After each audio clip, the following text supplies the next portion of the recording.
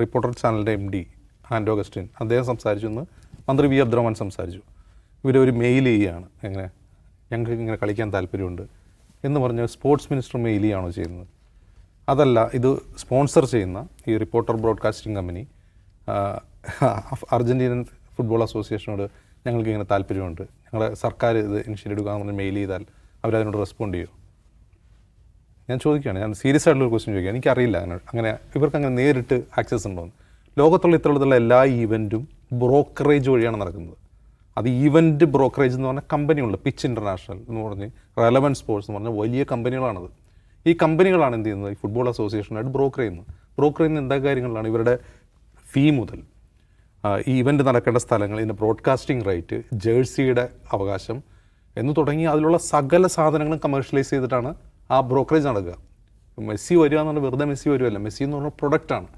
ഇപ്പോൾ ഈ എഗ്രിമെൻറ്റ് പറഞ്ഞല്ലോ ദാവൂദ് സാഹിബ്, ആ എഗ്രിമെൻറ്റിൽ തന്നെ മെസ്സി ഒപ്പിട്ട് കൊടുക്കേണ്ട ജേഴ്സികളുടെ എണ്ണം പോലും ഉണ്ട്.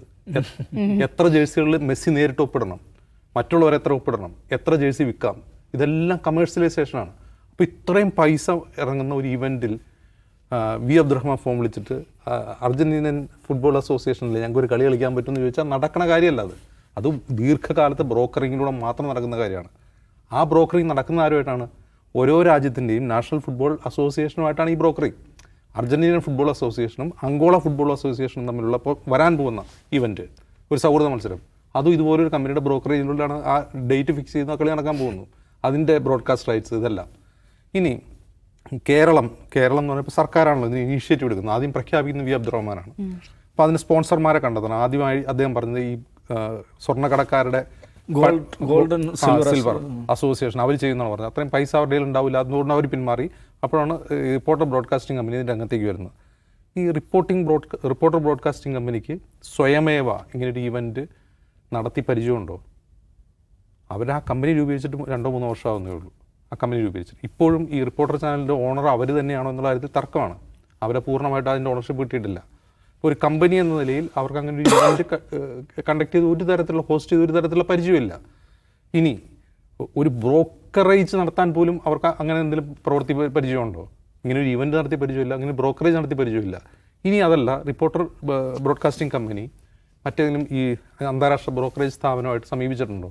അവർ വഴിയാണ് കേട്ടോ. ഇന്ന് അതിൻ്റെ MD സംസാരിക്കുമ്പോൾ പറഞ്ഞത്, ഞാനിപ്പോൾ അവർക്ക് മെയിൽ ചെയ്തിട്ടുള്ളൂ.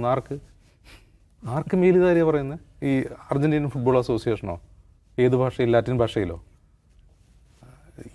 ഈ എഗ്രിമെൻറ്റിൽ തന്നെ പറയുന്നുണ്ട്, ഈ എഗ്രിമെൻറ്റ് ഇംഗ്ലീഷിലും സ്പാനിഷിലും വേണമെന്നാണ് പറയുന്നത്. ഇംഗ്ലീഷിലും സ്പാനിഷിലും, കാരണം സ്പാനിഷ് അവർക്ക് വായിച്ചാൽ മനസ്സിലാവുള്ളൂ. അപ്പോൾ ഇതിൽ കുറേ അധികം ഗ്രേ ഏരിയാസ് ഉണ്ട്. മന്ത്രി അബ്ദുറഹ്മാൻ പറയുന്നതിലും ഇതിൻ്റെ സ്പോൺസർമാർ പറയുന്നതിലും കുറേ അധികം ഗ്രേ ഏരിയാസ് ഉണ്ട്.